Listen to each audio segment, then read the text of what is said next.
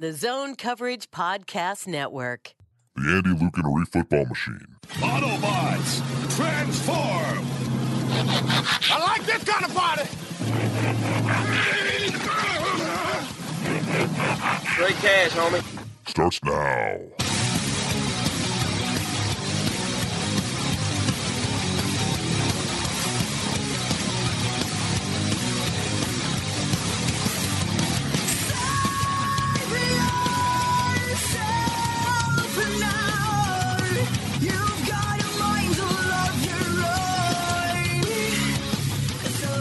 Welcome back to Thunder Note for another Zone Coverage Football Machine, Zone Coverage Podcast Network. I'm your not so humble host, Andy Carlson, at Andy Carlson Show on the Twitter machine, and I have equity more equity than my damn Halloween costume, even though Arif is not here to appreciate it.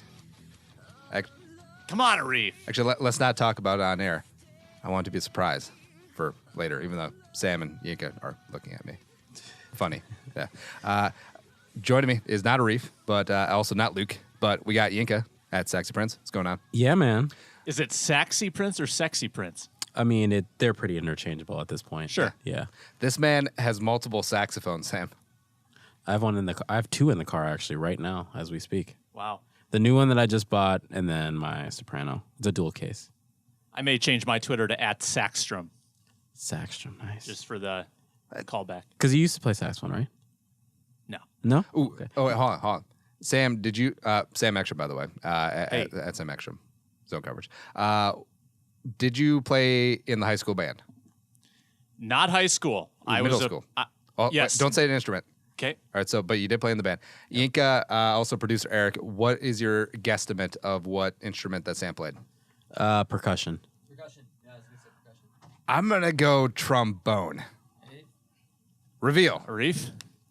What instrument did Sam Ekstrom play in middle school band? How has there not been a reaction yet by you? I don't think he notices. Come on, hold up This is a really good pod. the prop. I'll play it.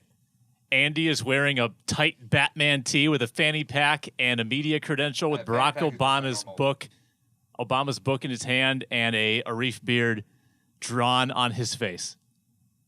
Arif has literally not shown an ounce of emotion. That's normal, though. He's fighting it. Arif does not wear shorts. Andy's wearing shorts. The costume is null and void, apparently. I don't even wear shorts during training camp. You know, he He's a doesn't. clunker. 95 degrees he wears. That was an amazing deadpan, though. You didn't give us anything that we wanted. No, see, that's the thing. By the way, listeners, I'm dressed up as a reef. I don't have tight pants, though. I don't have skinny jeans because they're usually obsolete because of my ever-growing thighs. Anyway, my guess is clarinet. Yeah, What was yours? trombone. Percussion. Damn it. Correct answer. Knew it. Clarinet guy. No, he definitely looks like I would never play a reed. I couldn't actually. I tried. I tried the various instruments. I could not make a noise with any of them. So I had to play the instrument that I could actually make noise with. Sort of Yeah. the criteria. You look like a percussion guy. Incredible that you couldn't make a noise with a reed instrument. I don't know if that was sarcastic, but I'm just going to treat it as Well, it's not like Just an genuine insult or like I couldn't. It's just like I didn't know that. When you're 11 That's years a type old, of difficulty you could have. you don't have great tongue coordination. Ooh. Wow. Ooh, Cut that. Ooh. Cut that. That's going viral. In 2037, when Sam is the voice of Sunday Night Football, we're sending that in to Jack Collinsworth, and they're going to play it. That's going to be great. Joe Okay. Buck's son at that point will be replacing his dad. Yeah. He'll be my competition. Chris Buck. Also in the building, Ariva Sign NFL. How's it going? Hey, that's my mouse. I've been looking for that all week. Fantastic. I knew I left it here. How big of a power thing is for your laptop? Because that thing is huge. The power brick? Yeah. Big? I don't know how to like quantify. It's bigger than most. Is it that powerful of a laptop that you need it? Yeah, it's a gaming laptop. Oh. Yeah, it's got like a 1070 in it. It's pretty hardcore. Is it more powerful than the nuclear football? Not like, what it can do. From but like processing Yeah. power? yeah. Yeah, the nuclear football doesn't take that much Not even- processing Not power. even shaped like a football. It's a briefcase. Yeah. Yeah. But whatevs. Happy Halloween, everyone. We got the Halloween candy draft coming up in a little bit later in hour 1. Plus, we'll recap that stupid football game that happened on Sunday night and everything else. But yeah, we'll look ahead to the lines. How's everyone's week so far? Yanka, what's been new? Mine's been good. Just kind of been chilling. Not Thanksgiving, but Halloween is today. I had some people at the office. They dressed up. A coworker, she dressed up as Pam from The Office, so that was pretty cool. Does she have a gym? She has her boyfriend is going to be Jim, and No, then her boyfriend's Roy. You're Jim. That's funny. That's how this dynamic But works. she has a 2-year-old that she's dressing up as Dwight, which is Yeah, that's appropriate. Really Yeah, adorable. that makes sense. Yeah. Brilliant. Yep. Sam, how about you? I've had 1 foot kind of out the door all week, going to the Breeders' Cup this weekend. So my head is in a couple different places. I'm playing. That's golf, not horse, right? Incorrect. It's horse, not golf? It is horse, not golf. I knew one of the two. Yeah. He was just thinking it was Tiger Woods was involved. The Ryder Cup, that's golf. Ryder Cup is golf. That is, yes. Ryder and Both the of Breeders' them Cup, are both horse Tigers. terms. Right. Rider with an I. Right, yeah, the Riders. You're yeah. right. Okay. Yeah. Breeder's not really a golf term, but I'm really excited. I have Andy was about to say something super regrettable. No, we already made reference to Tiger Woods earlier. Oh, no, that's okay. Fair enough. Yeah. never mind. Yeah. So anyway, I've got a note on my phone detailing about 15 races worth of notes I've got for the Breeders' Cup. I still have half of Saturday to handicap. You're going to do an all 22 on the horses? Unfortunately, yes. Wow. Would you get into horse race announcing? Like if Oh, for sure. If there was more of an outlet for it, I Yeah. would do it in a heartbeat. Yeah. I think it's a phenomenally fun craft, Yeah. and there's just nowhere to do it. Like there's 2 tracks, and in this city, and very few nationwide. Well, like if PA came to you as like Samuel, Kevin Gorg is sick, and so am I. And so You feel in? I would do it 100%. Now, I'll say this. I've never been in a position where I could actually try it from the peak where PA does it from, and to react in the moment with the binoculars and the horse roster in front of you. That's a different skill that I would have to work at. That'd be tough. Well, why don't you do it from the stands? It's like those, Arif, like those companies that email you all the time. It's like, hey, this is something new for fans. You mute your TV and then you listen to someone else talking about the game. It's Boothcaster. great. yeah, Boothcaster. Everyone knows about it. Yeah. Come on, man. Say, you should do that just from the stands. But the problem is, Same size binoculars as PA. Also, you need with like a industrial strength monopod. binoculars. Yeah. Yeah, the PA is literally like 500 feet in the air, though. Whereas in the stands, you can't see past the first turn, so you'd be watching the screen, and then you'd be cheating because it says the horse is on the screen, like they have the listing. I have to do it authentically. You have to intuitively understand the horse. To see the horse and know which horse it is without a prompt. Or just look at the number, I guess. Yeah. Yeah. You should know if I'm work that on good. your horse recognition, actually, with the numbers obscured.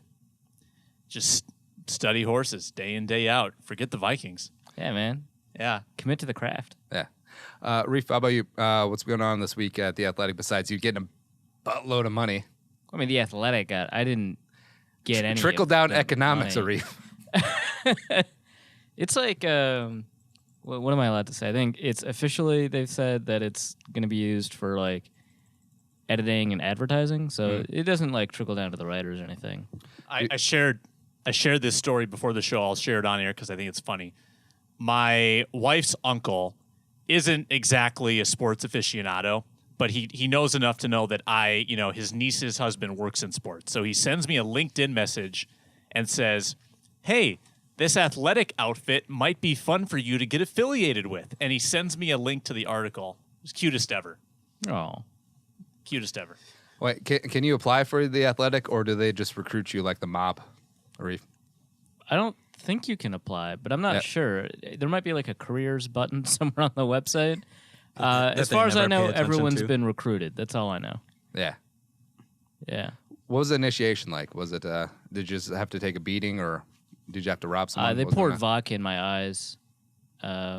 That wasn't great. Was that Russo or John or Dan Hayes? Like, who was the one holding you down and who was the one pouring? Well, I couldn't see because the vodka.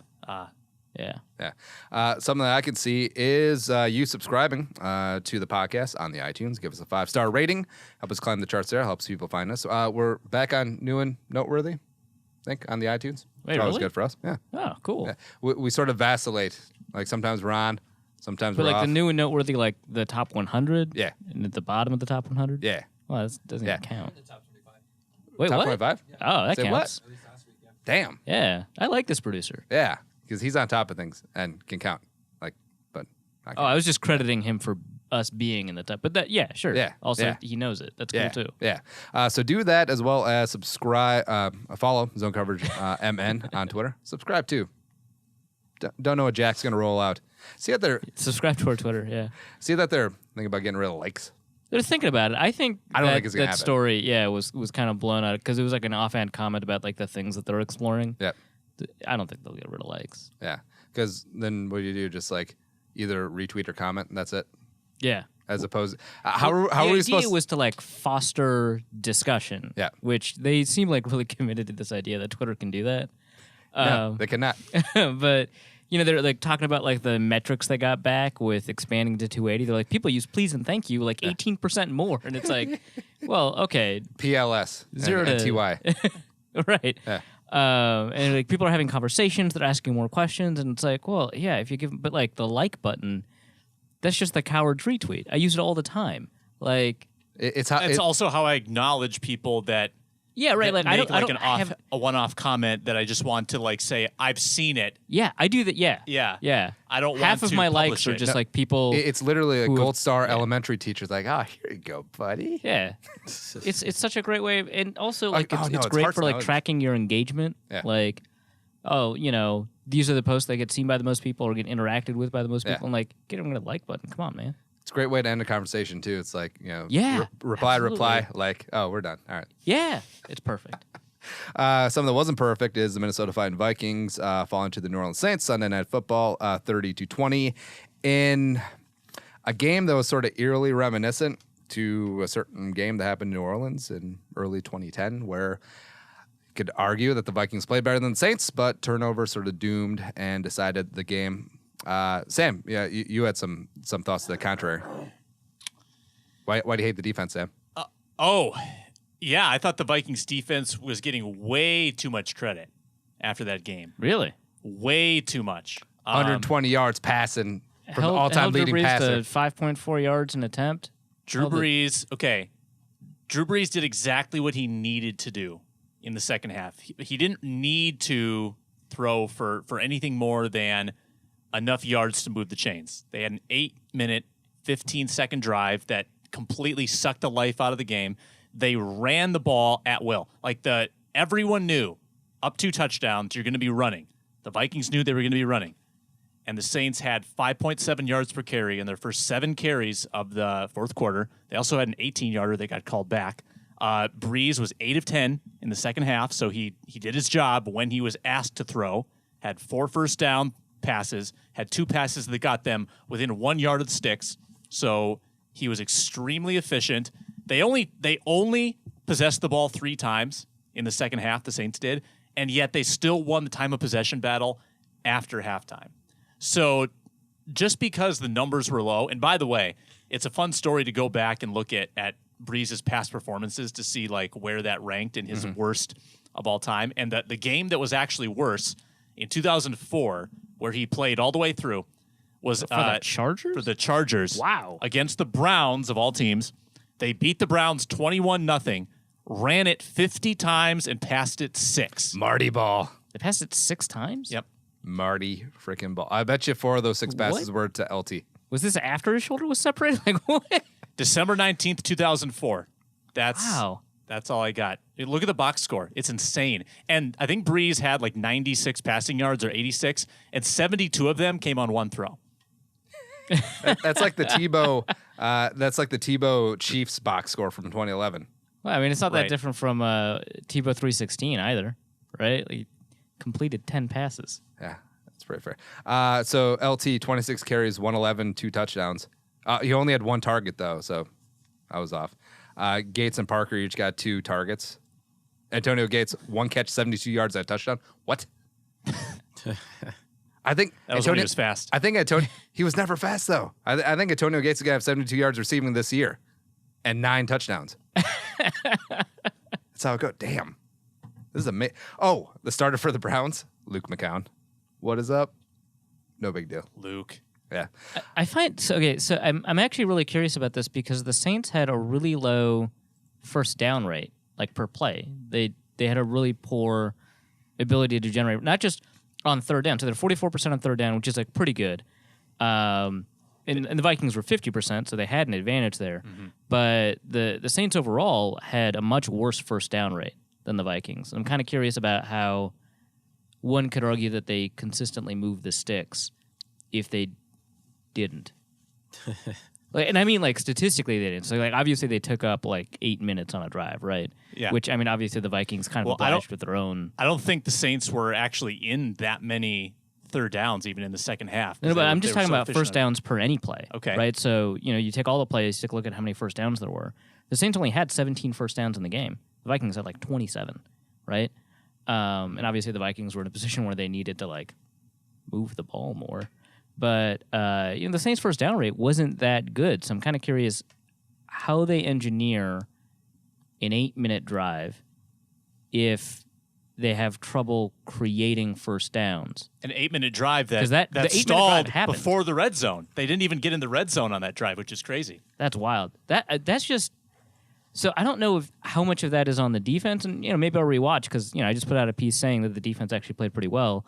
And that's interesting. That's a really good argument because it's about kind of the function of the offense, about how much of that is on the defense and how much of that is just on really excellent superior clock management by Peyton and Breeze. Which maybe I shouldn't be talking about clock management, but We're talking about Zimmer's like here, like we're talking about the clock, man. It's like, and we're down 17, and we're gonna have a 5-minute touchdown drive, but it's still a touchdown drive. There's only 4 minutes left. Oh wait, we lost. All right, great. Can we have a quick bunny trail, Arif? Because I was sitting next to you during the post game exchange, and I felt the daggers from Zimmer after the clock management questions. Were you feeling sort of like the sweaty armpits in that moment? Because I definitely was. So when that happened, so first of all, his eyes went wide when I said the words clock management. He was like surprised that someone would bring it up. Which he should not have been. Like, right. Let's be clear about that. Well, I mean, we talked about this. The theory that we have that, I agree on, the more I think about it, is the phrase clock management was the wrong one to use because it puts the onus on Zimmer for managing timeouts, or at least that's the perception of the phrase clock management.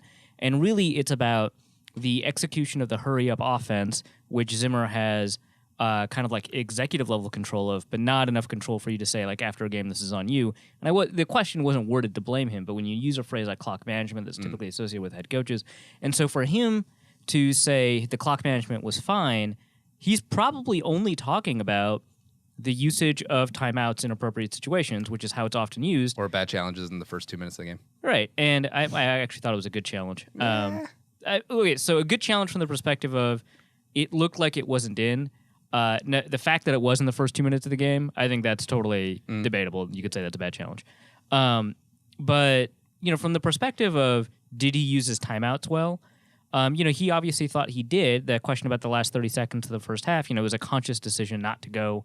And I looked up the numbers, I don't know why I looked at it because it's better to try and score points than not. But, like, I looked up the numbers for, like, teams that had more than 2 plays with, like, 40 seconds left in the second half. But more than 15 seconds left. And it's like you score a touchdown like 1/5 of the time. Like, it's impossible. Yeah, but a re-forfeits the time you don't. Right, that's true. I'm sorry, Matthew Collar he had the win percentage increase if they just got a field goal, and I think it went up like 10% if they just get a field goal there. Right, and okay, so I mean, let's keep on going on these like random tangents.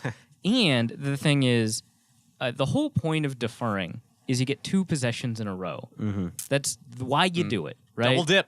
Otherwise, you're sacrificing the initiative and the ability to control tempo for the game. So the only reason to defer is to double dip.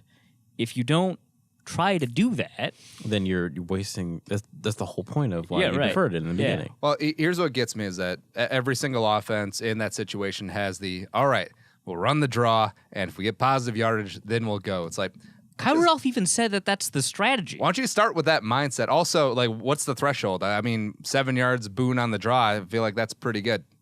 Yeah, wait, Why can't we go?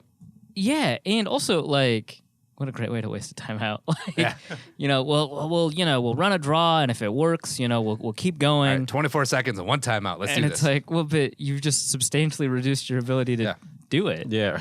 But yeah. So the way he perceived the question, I think, is about his use of timeouts, and I honestly didn't care about that. So to answer your original question, so his eyes go wide. He was surprised to be asked this question. I understand why he was surprised, given that context that took us 10 minutes to explain. Yes, I felt like my heart started beating faster. I was like, oh, Jesus Christ. But it just like went away really fast. That was just the Monster Energy ham. It's such a great Photoshop, by the way. It went away pretty quickly because I was like, no, wait, hold on. I'm right here. And so my supreme arrogance definitely pays off again. Well, and I'm sure, too, it felt good to see that was actually a legitimate source of the coverage the next day. A lot of people actually wrote about that. And from what I saw, almost universally on Twitter, people were saying, good job to the guy who asked about clock management. Zimmer is wrong on this. I was heartened to see the people in the media run with this story, right? To see people say, Zimmer says, clock management's not a concern. Jace the Pioneer Press wrote a pretty good piece on it. Andrew Kramer wrote like a pretty biting tweet that like the tweet itself is just it's a normal display of facts, but you know how it is when you write stuff. It's the way that you order them, and so it was pretty great. But then a ton of people were like, "What's Zimmer talking about?" And clock management was clearly a problem. And again, we talked about it. I think it's just the phrase because the execution of the hurry up offense this entire year it has been a problem. Aside from the Packers game. Which, by the way, the Vikings were lucky to get the ball back. Yeah. They were unlucky to lose the ball, Treadwell interception. But that was the Packers' clock management problem. Right. Yeah. So they got an assist from McCarthy, who is totally ready to do that at times. And they've had issues with hurry up. I mean, they had the very first game. They had an issue in the first half 2-minute drill. In the Packers game, the first half 2-minute drill. Right, I think in the Jets game they had an issue with clock management. Bill's game before the half, and that one was a little bit of a long shot because they were backed up. But remember the Rams game where they got one play, I think, in 35 seconds and settled for the field goal. Yeah, it was wild. Yeah, that was the worst one, I think. So that's why it sounds like Hugh Jackson. They lost by 7. Hugh Jackson, clock manager. Just put him up in the booth with a stopwatch. Be like, all right, Hugh, what do you think? Hugh Jackson's good at a lot of stuff if it's not being a head coach. Yeah, exactly. He's a really good OC. Yeah. I bet he's pretty good at, if you just ask him to do clock management stuff, I bet he's good at it. Or Hugh, come in, coach the tight ends, and Todd.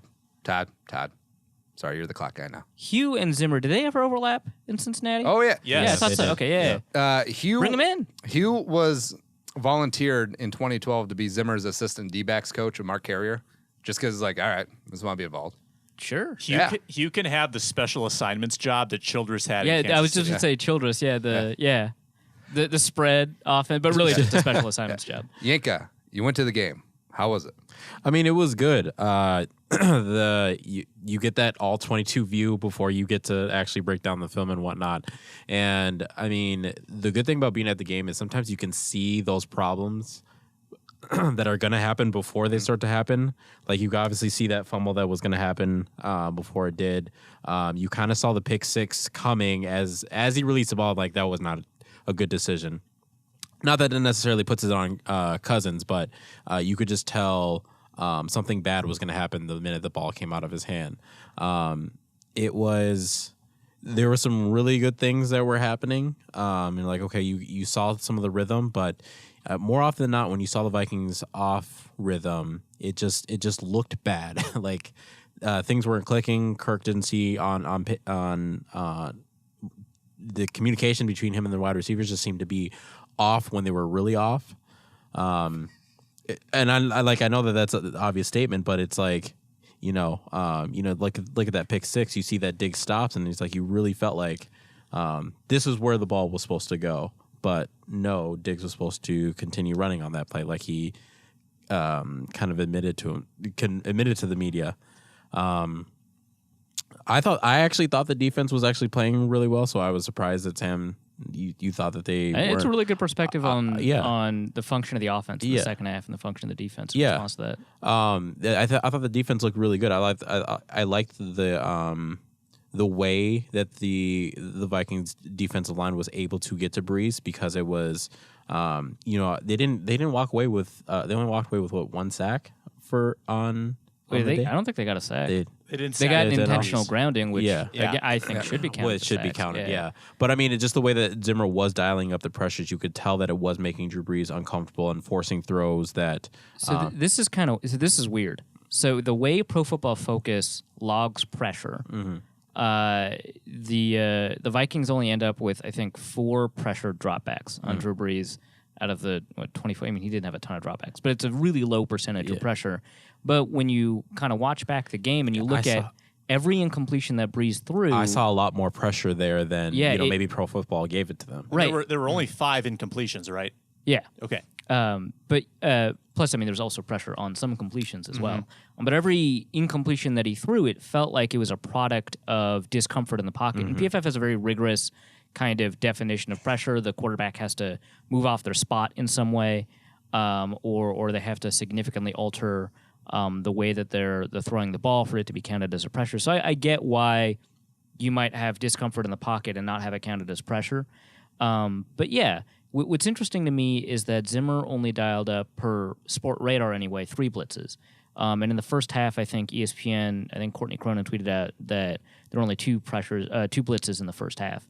And what's interesting to me is that this year, the Saints haven't been substantially better against the blitz. Like, you take a look at like Aaron Rodgers, Tom Brady, you take a look at quarterbacks that you perceive to be elite, and they're typically much better against the blitz than they're not, because there's a hole in coverage and they're very used to dealing with pressure.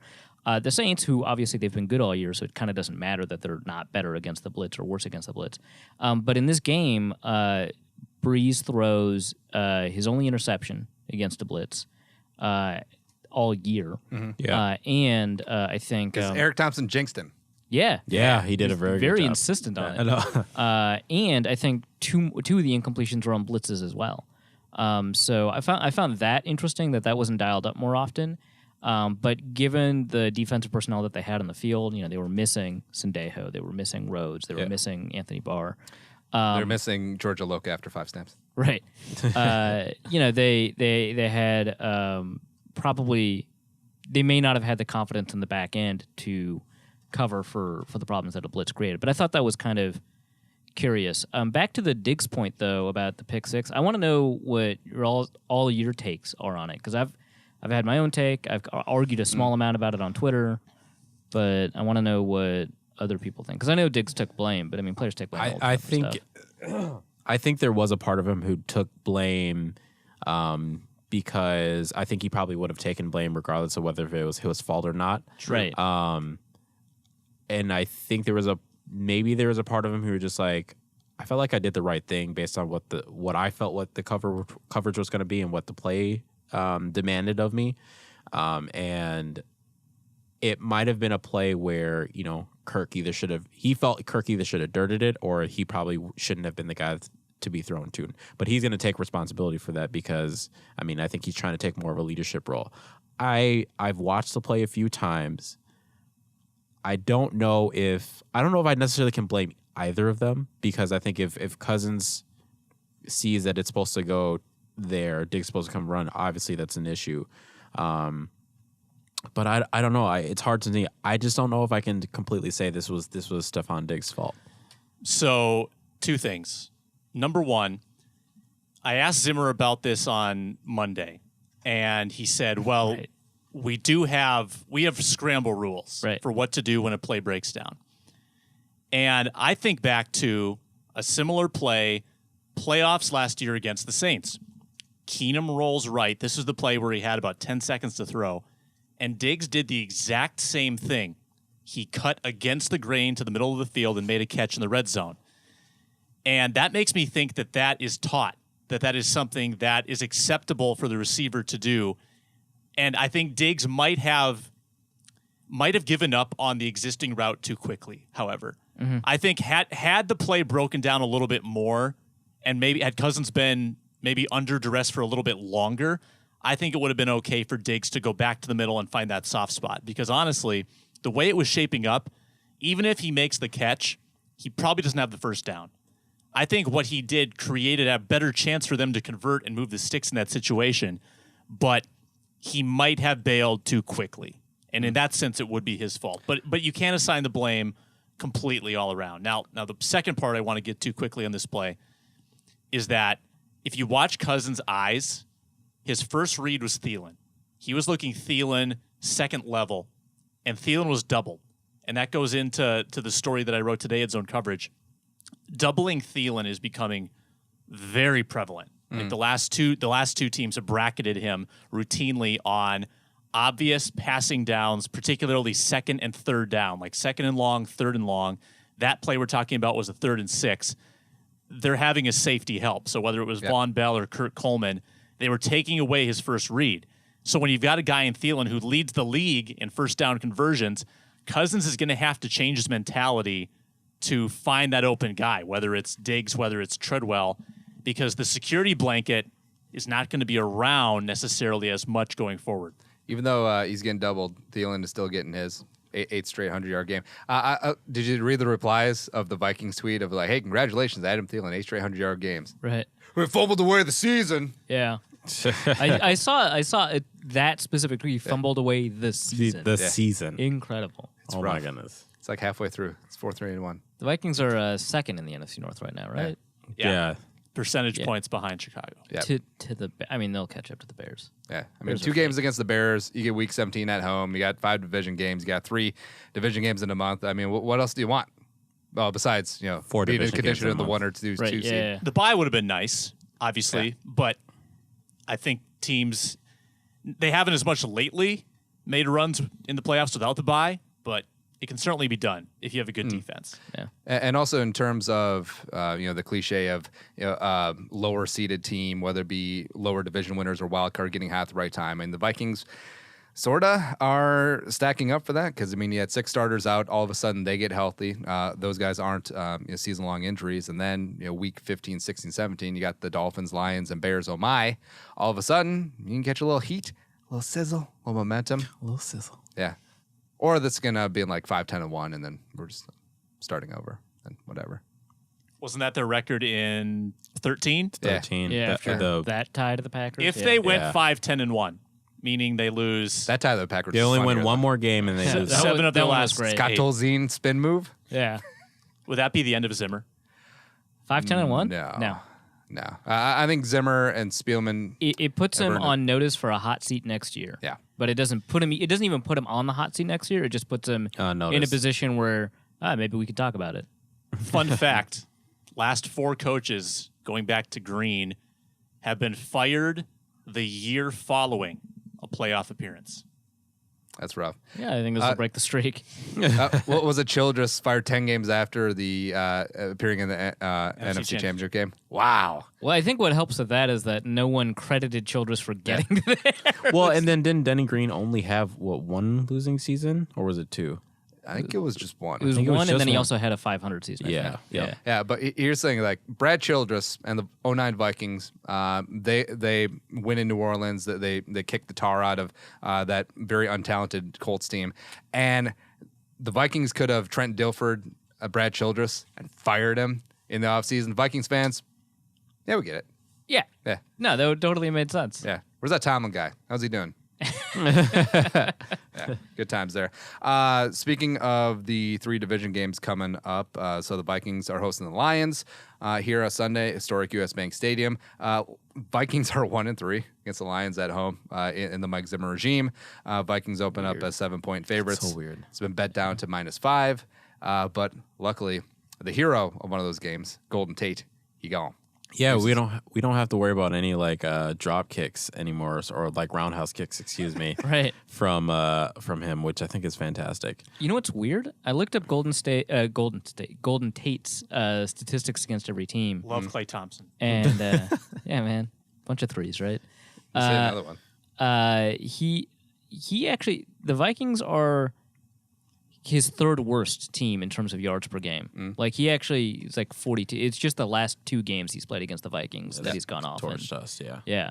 So, he's about as much of a Viking killer as Alshon Jeffrey, who at least Jeffrey has statistics to say, I produce against the Vikings more than anyone else. But That was the Frazier era right, yeah, and the beginning of Zimmer. So Tate is just the 2 games, but at least it's against the top corners.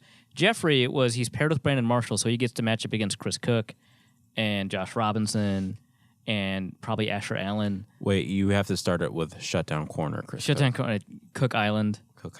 I think he also tried to call himself Monster Island or something, which was like very poor timing for that. Yeah. But yeah, so on Norse Code, I was asked who is the true Vikings killer, and I can't think of a better name than Devin Hester. Right? There's no Percy Harvin.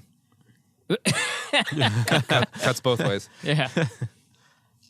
Right, but like I don't. Yeah, so Golden Tate's gone, which is great, right? Because like Mike Allstott, wow, that's a good pull. Yeah, it is a good I'll ball. start up the gut. But where he had 3 touchdowns from the 1-yard line per game. But yeah, so this is like I don't know what the Lions are doing because they trade assets to get Damon Harrison, right? Which he's a 3-year contract. It's not just a win now move, but it feels like a win now move. In order to shore up their run defense, which honestly the problem is linebackers because they've got 2 really good run stuffing tackles already. A Sean.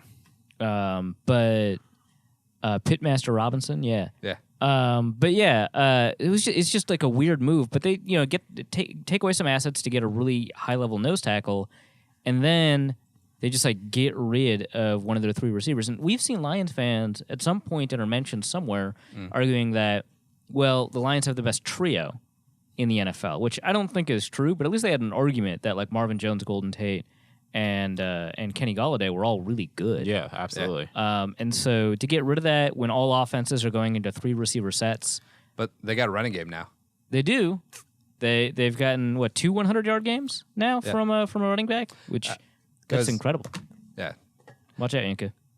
So, did Amir Abdullah get 100, or was he just shy of 100 He was just shy of 100. last time they played I Vikings? think. Yeah. So Amir Abdullah's not a thing anymore, but I think Kerryon Johnson could be legit. Oh yeah. Yeah, he's good. 6.1 per carry. Yeah, I mean, long term, he is going to be the bell cow. I understand sort of holding in the reins a little bit because he is a rookie, but I mean, that offensive line is starting to get itself together, spearheaded by a young man that we're familiar with, Frank Ragnow. Also, an O-line coach we're familiar with, Jeff Davidson, Oh, wow. assisted by Hank Fraley. All he does is have success. Wow. I did not know that. Yeah. So Hasn't he had some of the best lines in the league since he left Minnesota?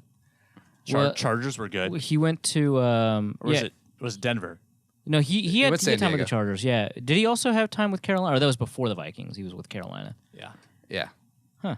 So good time there. All right. Yeah. Well, yeah, he's doing all right. Also, Matt Castle, Revenge Narratives. Forgot about that. Yeah. Hashtag revenge game. 2014 was a weird year. Yeah. Yep. Yeah.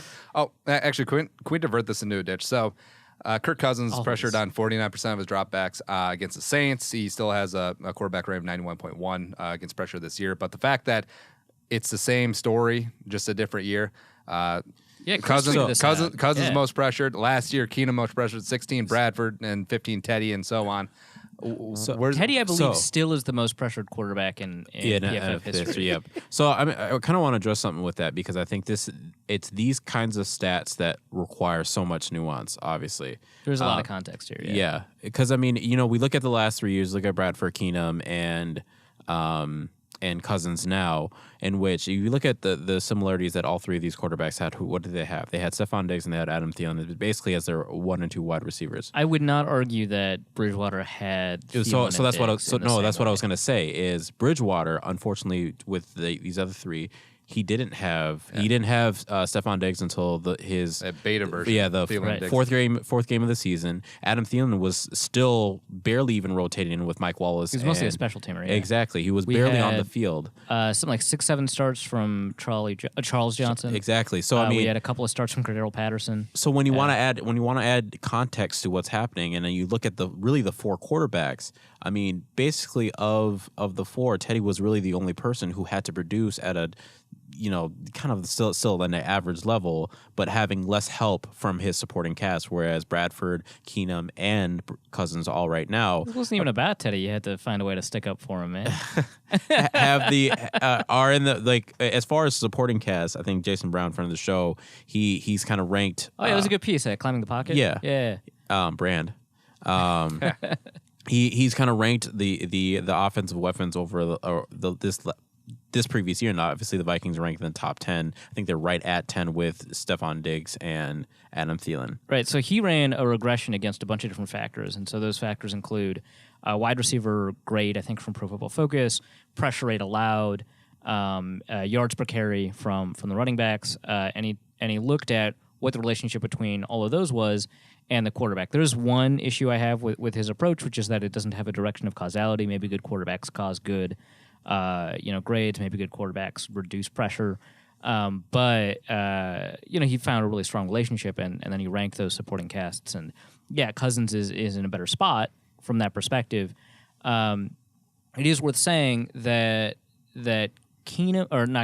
Cousins and Bradford got rid of the ball quickly, whereas Keenum and Bridgewater did not. And I think Bridgewater's hampered by the offense, that it was more difficult to get rid of the ball quickly. Are you calling him Bridgewater now to emotionally distance yourself? Well, I have to write like that now. It's got a full style guide. From Saints wide receiver 6, Teddy Bridgewater. But yeah, Keenum holds onto the ball a long time, and that induces pressure. Bridgewater holds onto the ball a long time. That induces pressure. That's not entirely his fault, again, because I think of the additional 7-step drops and stuff.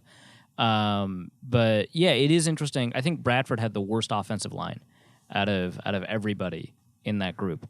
But yeah, it still feels weird that the Vikings have. I mean, I remember back in 2013 they were blaming pressure rate on Ponder's performance, and when you look at the numbers, he was average in pressure rate. He was just pretty bad under pressure, so it just showed up a lot. But they've been focusing on this offensive line question for a long time. And I think a lot of fans, maybe trying to convince themselves it was going to be all right, said, well, they didn't really address this much in the draft aside from O'Neal, so they must have a lot of faith in their depth. So maybe this is going to be all right. But it's basically been exactly what a lot of the glass half empty folks out there assumed would happen. You lose a couple guys, suddenly you're down to your 6th, 7th, 8th guys in the rotation.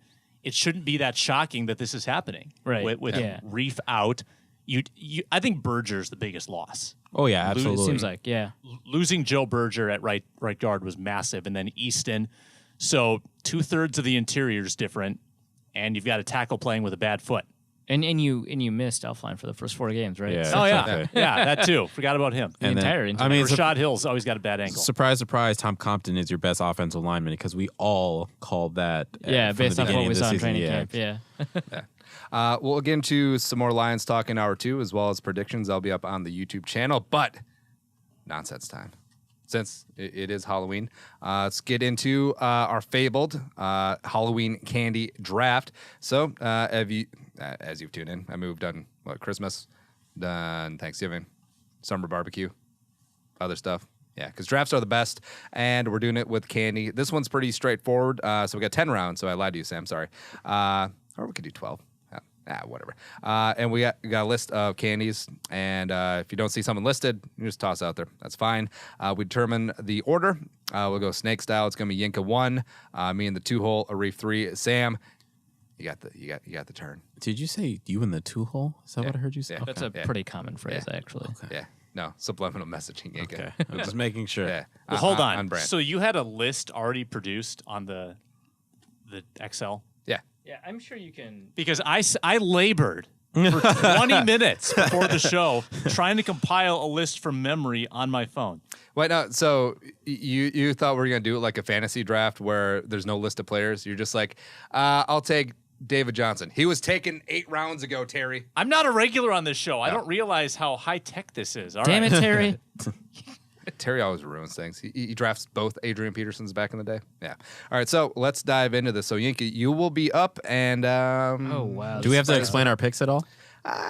Give a little. We always over-explain, so cut it short, probably. So, in my opinion, I don't think there can be any other number one here. You go to every house that you go to, you probably will have this. Eric, where's my spooky music? Yeah, Eric, where's the spooky Bring up music? something spooky. You're on LinkedIn looking at Sam stuff.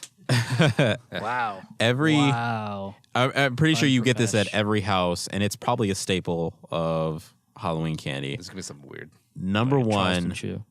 I'm going Skittles. You gotta have it everywhere. That's pretty fair. Number one, like you literally see it in every I don't think there's very many kids who will come home and not have the little fun size Skittle pouch. Yeah. I'm jumping out right away. I'm grabbing Starburst, so screw you guys. Wow. That's a good number 2. Yep. Fruit goes 1-2. I mean, I'm just saying it's didn't expect it's this. where it is. Yeah. No, we're going with the 0 chocolate strategy, just like 0 running back. That's what we're doing. Arif, you're up at 3. So I thought this would be gone by the time I picked. I'm picking Reese's. Oh, Okay, so good I value. can't pick Reese's because I'm allergic to peanut butter. So. But this isn't for you. It's to let people judge your Yeah, but that's why I pick Skittles. I said it's not for. Okay, whatever. Fine. Give it up to you, the people. Sam, you got 2 picks in a row. What you got? 2 picks in a row. Let's go first with the good old Twix. God, I love Twix. I mean, Twix, So you've good. got the chocolate, you've got sort of the crunch, little caramel twist. Took Love me a it. while to actually get into Twix. Joe, you remember when they sold them in a box? Like little individual ones wrapped in a box? Cause Yeah, they still do that, don't they? No, my dad would get that all the time. I was just like, it's kind of weird. Even though I was Yeah. like 6. Well, I like at movie theater candy, they have little bite-sized Twix that come in kind of a bag. There you've got, 50 little Twix, bite-sized, really good. Yeah. All right, next, 100 grand bar. Oh, Wow. Ooh. 100 Wow. grand. Not gonna lie, I One feel of my like favorites. overdrafted a little bit. That's what a reef salary is. Let's see. all right, Reef, you're back up. I think I want to avoid chocolate this time because it looks like people are just scooping up all the non-chocolate stuff. This is tough. Man, I got a couple ideas. I'm probably gonna overdraft here, but I'll be comfortable with it. I'm gonna take the gummy bears. Gummy Ooh. bears. Yeah. Now, is there a difference between gummy bears, gummy worms? I don't know. You You put travel both like of them that? there, but Yeah, I think there's a difference. Yeah, for me, I think there's a difference. there's a difference. Yep, But- different texture. Yeah. Is this like candy corn versus candy pumpkins? I think there's more of a difference between gummy bears Yeah. and gummy worms than there is between candy corn and candy pumpkins. Yeah, fair. All right, all-American wholesome Snickers. Give me that. Classic. Give me that. Yanka, you got 2 in a row I do got 2 in a row. for Mike Yo. Is he still? Wait, no, he's fired. That's how much I paid. I think there's another staple of for Halloween. I'm gonna go Tootsie Rolls. That's good. Regardless of the is a size, staple. regardless of the size, you get the small ones. You get the kind of like the longer bars or whatever the case is. And then they also came out with the fruit Tootsie Rolls, which I Yeah. absolutely loved. Those are delightful. Those are Yeah. so good. Yeah. I'm not a huge fan of the vanilla though, so Oh, that's on Brad and just ask Twitter.com. it is very You're much telling on on brand. yourself, Yanka. Hey, Is- you got another pick. Hey, I okay? got another pick. I'm gonna do this. I'm gonna do this for the folks, right? The folks. I'm gonna do it for the folks. I am gonna go Sour Patch Kids Yeah. because I that's know fair. I know how That's much fair. people love them. I love them too, but I probably wouldn't rank them as high. But yeah, I would go Sour Patch Kids. This is a tough draft, man. Yeah. I'm going to double back on fruit. So I already got the Starburst, but this may just be a personal pick. Don't care, whatever. Going to the Laffy Taffy. Wow. Laffy Taffy. What? Shake it. Shoot. Would not have gone there. Not that I dislike Laffy Taffy. I like them a lot, but probably would not have put them in my top 12. Yeah.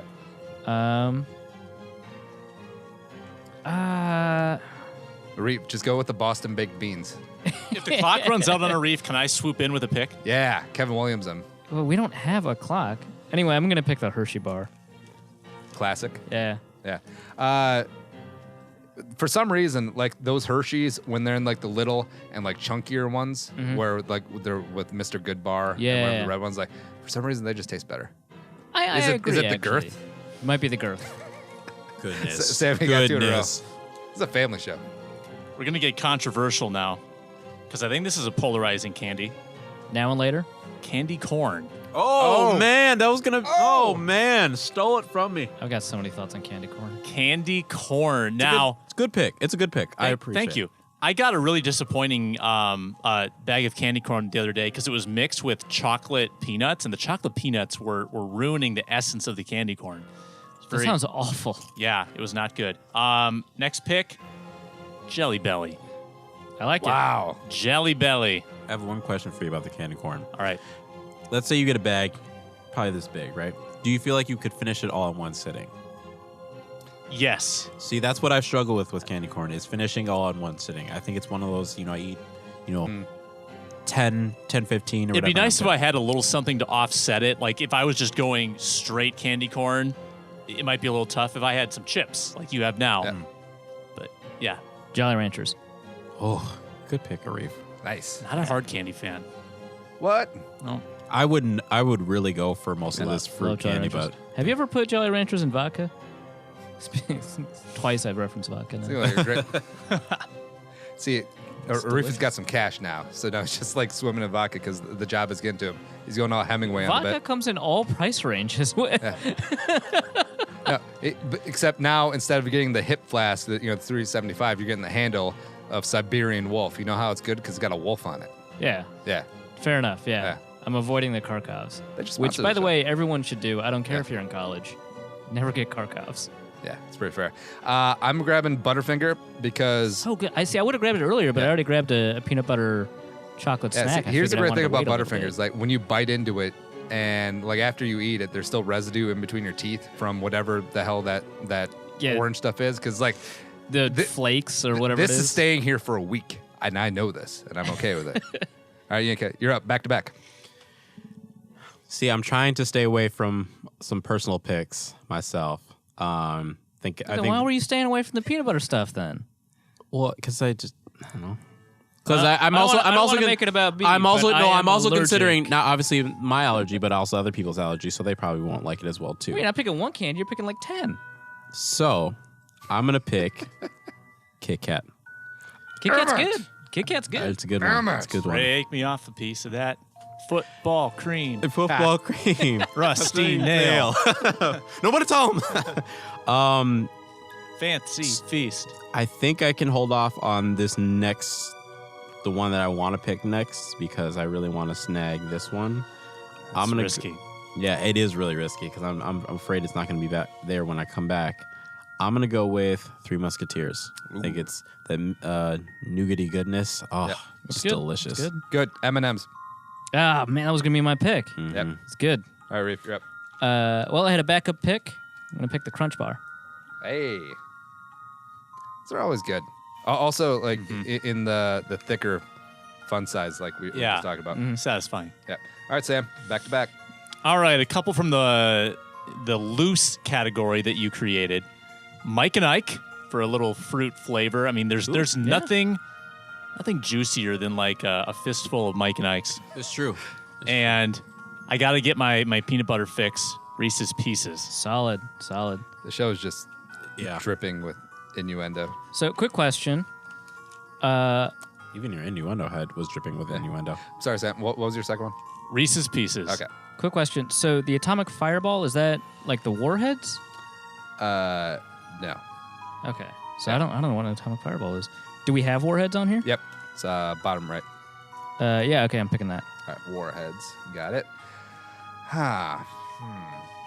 Now, I feel like I've established a pretty good list for the people. I mean, you got Starburst, you got Snickers, you got M&Ms. I mean, it's for the people. So I'm going to go down my own path. I'm going to pick Airheads.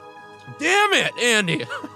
That was the one I was hoping. That's what you were waiting on? in your head. God. I'm in Well, it. but no, think about it this way though. You were mostly correct about where it would go. Yeah. You were just a One tiny pick. bit. Yeah. Oh man. I was like, you know what? I could probably hold it off and get Kit Kat. You sniped me on the M&Ms, man. It happens. God, man. And I thought I was gonna get. I was gonna be able to go M&Ms and Airheads back to back, but M&Ms. Man, good thing the space in your head is rent controlled because I'm all up in that. Goodness, man. Goodness. How are you? Could get to. Whew.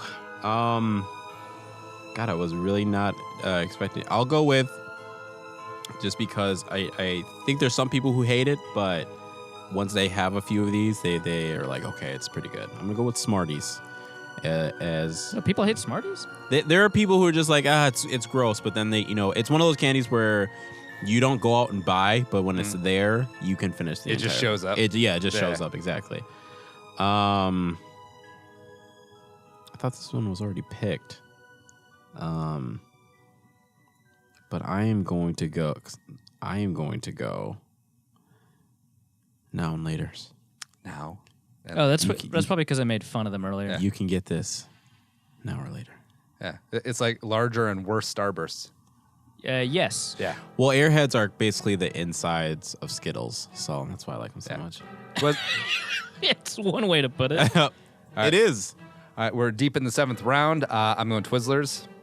Good pick. This is a Twizzlers. This ain't no Red Vines. This is damn. Oh yeah, no Twizzlers. red vines. Yeah. All right, Reef, you're up. Oof. I feel like I should go into the loose category because I don't have any, but I feel like a lot of my stuff, like Warheads, that Jolly sounds like Ranchers. a Reef after too much vodka now. Hey. But I mean, all my stuff kind of would fit in that category. No, I'm just gonna go. I forgot what I was gonna go with. Crap.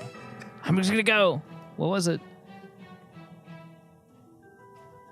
Oh no! What was I thinking? I don't know what you're thinking, bro. What's going on? Oh yeah, nerds. The music is so dramatic. Yeah, this God, is great. Arif. I mean, the first track was whatever, but it's been improving. All right, Sam, you got the back-to-back. All right. We're going to roll with Almond Joy. Almond Joy. That's a personal preference. I realize it's not for everybody. It is not. Don't judge. It's a Case Hey. Keenum and candy bars. Hey, how come we don't have Baby Ruth's on here? Yeah, we'll put Baby Ruth. Then I'm going to go back to the chocolate Whoppers. Wops. That's good. Whoppers. Not a huge Whopper guy. What? Nah. Can't do it. All right, Reef, you're back up. I like that Peeps are on here. What is this, Easter? The pumpkin peeps. Yeah. Jujubes. All right, Jujubes coming on up. I'm going to go with late addition to the list. I'll go salted nut roll. Ooh, that's Delightful. good. I like Delightful. salted nut rolls. Delightful. Yinka, you got 2. Yes. Again, Yes, I do. I was happy that this one was still on because, again, I was holding off on it. I'm going to go Hershey Kiss. Yeah. I think it's absolutely phenomenal. Yeah, I'm surprised that it's What lasted a this what a long. steal. I know. Yeah. It definitely is a late round steal. I'm torn between that might two. be the best pick so far. I'm torn just in between terms two. of value. I'm torn between two right now. It's okay, man. You can get the Werthers. No one's going to judge you. They're actually pretty good. I'm trying to see which one would maximize my value right here because I know a lot of people would love this. All right, I'm gonna do it. I'm gonna pull the trigger. I'm gonna go with Swedish Fish, just because I know I that like Swedish Fish. Because I know there is a lot of people. There's a huge. They're section, vegan. Section exactly. I'm trying to Gluten-free. get everyone. That's why I didn't get the Reese's. You know. So I'm a little torn here because I want something loose and chocolate covered. Wait, phrasing. But I'm right here. Do I go the Junior Mints, which are delightful, or the Raisinets, which are equally delightful? I'm gonna go mint. I'm gonna go with a little Junior Mints action there. With that little boxy. Go Milk Duds. Yeah. Reef's going Milk Duds. Sam, you're up. The last 2.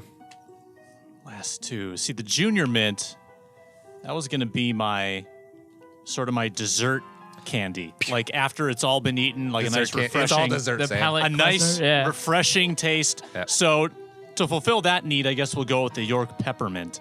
Hey. Which it says Peppermint on here. Whatever. Those They'll figure it out. But then I still need one more. So we'll go with the bastard cousin of Twizzlers, Good and Plenty. Hey. Wow. There we go. Totally forgot about Good and Plenty's. All right, last one. Oh, man. A lot of thoughts here. I just want to say I'm having a surprisingly good draft. So See, I see a late round steal, but I don't think it rounds up my roster the right way. I haven't even looked at my roster. Priority, That's probably a priority mistake. UDFA. Yeah. You know, actually, no, I don't think I have a nougat, so I'm going to go Milky Way. Milky Way is the way to go. Yeah, so that is the steal. I think that's a pretty good pick. I'm a little torn. I want a sucker. probably but should have went higher. You're right. Should the people go Blow Pop or should they go Tootsie Pop? I mean, they both have their... Can we get another round, man? Yeah, There's sure. there's so many things happening. All right, we'll go 12. 12, okay.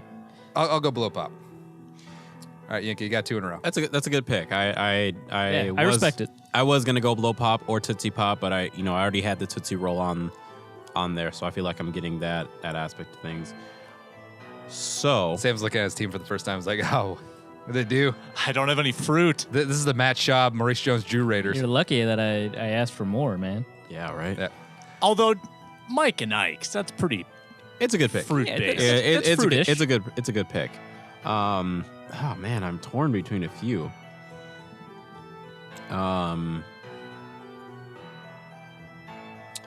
Clarification on lifesavers. Is that the gummies or is that I think it's the hard one. hard candy? Yeah. It's the hard candy. Okay. We could add gummies. You could just Yeah. say you want the gummy lifesavers. Yeah, I could do that. Because those are phenomenal. I will go. Yeah, I'll go lifesavers. Gummy lifesavers? Just regular Lifesavers? lifesavers. Go with that. All right. And then I will double it up with. Gummy lifesavers. That would be good. I'll probably go with. Man, I've really been picking out of this area, so I don't feel like I've balanced it out enough. So because I haven't, I'm gonna go with Rolos. Rolo. I can't do the Rolos, man. It's so I know good. you Chocolate want and then the caramel I inside. know what they're made of. It's just. I'm going to go Sweet Tarts. Scoopy. Yeah, I was gonna There you go go, Sweet there you Tarts, go, but there you I couldn't do it after the Smarties. All right, Reef. Pop rocks. You ever put those in vodka? No. All right, Sam. Last 2 rounder out. Gummy worms, Ooh. Look at that. Look at that. vodka connection there, and whatchamacallit. Ooh. It's fun to say. It was fun to say. All right, Reef. Last pick. Gobstoppers. Gobstoppers. Good pick. Also fun to say. down. Yeah. I feel like I need a little bit of chocolate. And, of course, have you ever seen like a regular-sized Mr. Good bar? No. I don't think so. Andy, with your strict dieting, Do not when was the do last time you actually ate one of these things? I ate 5 Reese's Peanut Butter Cups on Monday. It was great. Fair enough. You're just like one of those like binges like, all right, F it, I'm doing it. Yeah. All right, Yanka, Mr. Irrelevant. Who we got? This one's tough. Do I get the fun dip just because it's a childhood thing? Do I go with the lemon heads? You always see lemon heads everywhere. Or do I go with Spree? Decisions. I think we know. Do we know? Much like the Wolves, it's always funner with Spree. It is funner with Spree. That's what I was leaning towards. Yeah. Let's do it. All right, Spree is your last pick, and we'll have those posted up on the show notes page as well as put on twitter.com. You can vote to see who wins, and Objectively, it's me. God, I can feel about it. Okay. A, no. You don't have any peanut butter. B, which is weird. I know. It's weird. Okay, so Because he dies. Yeah. I would die. B, this is the only one where I don't feel insanely confident about, nor do I feel like really trashing anyone's, because, they're all good candies, man. Yeah. They're all good dogs, Bront. Oh, don't worry. We'll get to Thanksgiving draft in a couple weeks. and then you can Cannot just trash everyone. wait. It'd be great. It'd be a good time. You're just going to have like a turkey category, and that's going to force me to pick a turkey. I'm sure of it. Well, now that I've said it. Well, you got to. Wings or neck are always delightful. I mean, giblets are great too. We'll talk about that in a couple weeks. But what you should do is listen to hour 2, take phone calls, and we'll also get to the fallout from the Halloween candy draft. Show's available on iTunes, Stitcher, iHeartRadio, Spotify, Google Play, wherever the hell you get podcasts, basically. Yeah, zonecovers.com/machine. But for not Luke, for Sam, for Reef, for Yanka, and Eric behind the glass, man, let's hour 2.